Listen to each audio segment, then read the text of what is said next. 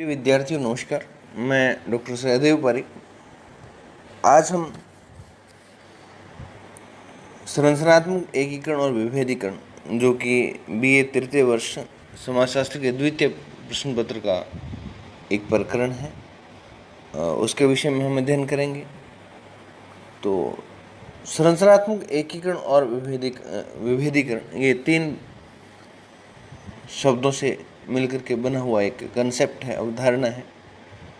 और भारत में ग्रामीण और नगरीय समाजों की संरचना और उसमें एकीकरण एवं विभेदीकरण का अध्ययन करना अनेक कारणों से आवश्यक है। इन महत्वपूर्ण अवधारणाओं और प्रक्रियाओं के अध्ययन के द्वारा न केवल ग्रामीण और नगरीय समाजों के भिन्न लक्षणों एवं तत्वों की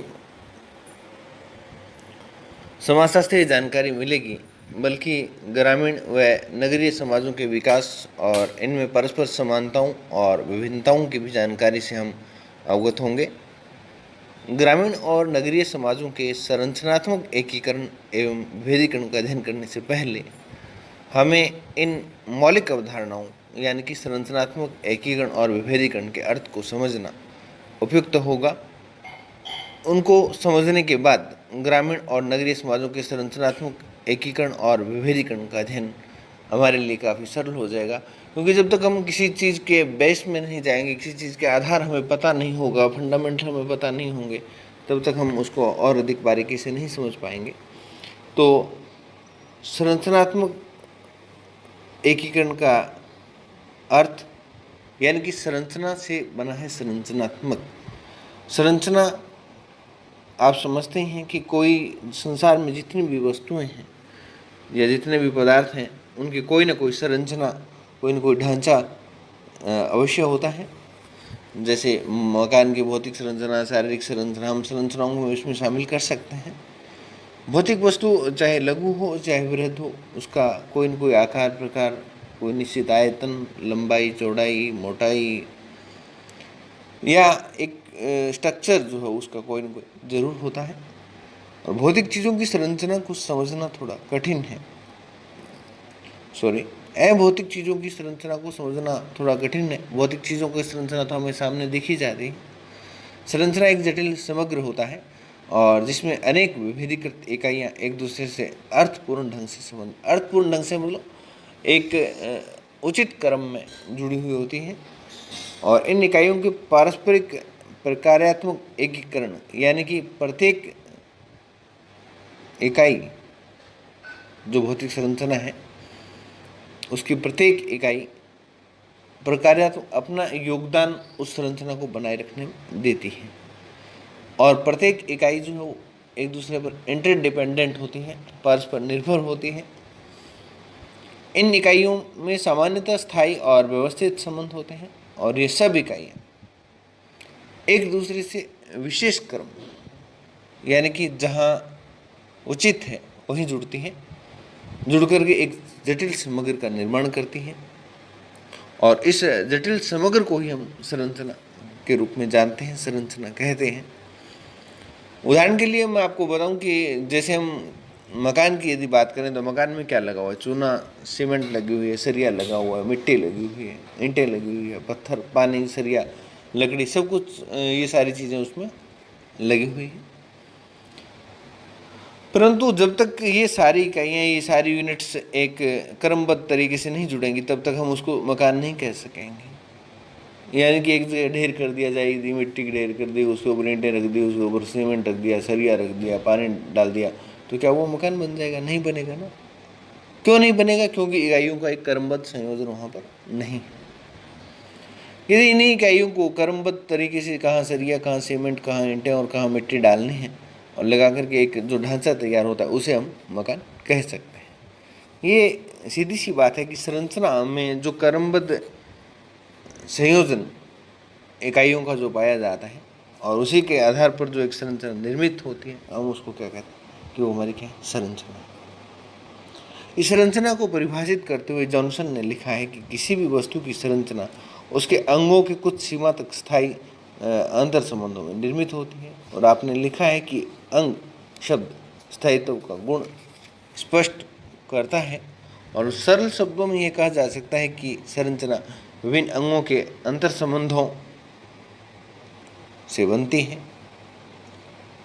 जिस प्रकार मकान, मोटर, गाड़ी, वाहन आदि की जो संरचना होती है, उसी प्रकार हमारे समाज की भी एक सामाजिक संरचना पाई जाती है। समाज की संरचना में अनेक छोटी बड़ी इकाइयाँ, तो समाज की संरचना में छोटी बड़ी इकाइयाँ हमारी कौन सी रहेंगी? परिवार है, संयुक्त परिवार है, वंश है, द्वैतिक समूह है, प्राथमिक समूह है, संस्थाएं हैं, मूल्य है, परिस्थितियाँ हैं। और समाज की संरचना जैसी इकाइयों तथा उनके परस्पर संबंध होंगे, उसी के अनुसार संरचना का स्वरूप अथवा प्रकार होगा। और सामाजिक संरचना अभौतिक होती है। अभौतिक क्यों होती है? क्योंकि मोस्टली जो है अधिकांशतः सामाजिक संरचना सामाजिक संबंधों पर निर्भर करती है, और सामाजिक संबंध जो है उनकी प्रकृति कैसी होती है? अभौतिक प्रकृति होती है। ये एक जटिल समग्र होता है और जिसकी विभिन्न इकाइयाँ परस्पर एक दूसरे से संबंधित, परस्पर निर्भर और अर्थपूर्ण तरीके से, यानी कि क्रमबद्ध तरीके से जुड़ी होती है। और पार्सन्स ने इसे लिखा है कि सामाजिक संरचना का परस्पर संबंधित संस्थाओं, एजेंसियों और सामाजिक प्रतिमानों तथा समाज ही साथ ही समूह के प्रत्येक सदस्य द्वारा ग्रहण की गई परिस्थिति और कार्यों की विशिष्ट क्रमबद्धता को कहते हैं। यानी कि विशिष्ट रूप से एक स्पेशली जो क्रमबद्धता जो पाई जाती है, चाहे वो सामाजिक संरचना हो और चाहे वो समाज की विभिन्न संस्थाएं हों और एजेंसियां हों, इन सब की जो एक पर्टिकुलर क्रमबद्धता हमें दिखाई देती है और उसे ही हम सामाजिक संरचना कहते हैं। अब हमने जो पारिभाषिक विश्लेषण पढ़ा है, पारिभाषिक विश्लेषण की जो चर्चा की है विद्यार्थियों, उसमें से हम इन 4 विशेषताओं को निकाल करके रख सकते हैं कि पहली तो है कि सामाजिक संरचना के निर्माण में अनेक इकाइयाँ होती हैं, जैसे पद और परिस्थिति हो सकती है, सामाजिक संस्थाएं हो सकती हैं, सामाजिक मूल्य हो सकते हैं, एजेंसियां हो सकती हैं और उनके प्रतिमान पाए जाते हैं। इन इकाइयों में जो सामाजिक संरचना निर्माण करती हैं, उन इकाइयों में परस्पर अर्थपूर्ण संबंध होते हैं, यानी कि एक दूसरे पर किसी न किसी प्रकार का मीनिंगफुल रिलेशन जो है वो यहाँ पर पाया जाता है। एक को प्रभावित करने से दूसरी निश्चित रूप से प्रभावित होगी, ये हमारा अर्थपूर्ण रिलेशन है। और सामाजिक संरचना की इकाइयों में परस्पर एक क्रम होता है जो निश्चित रूप से व्यवस्थित होती है।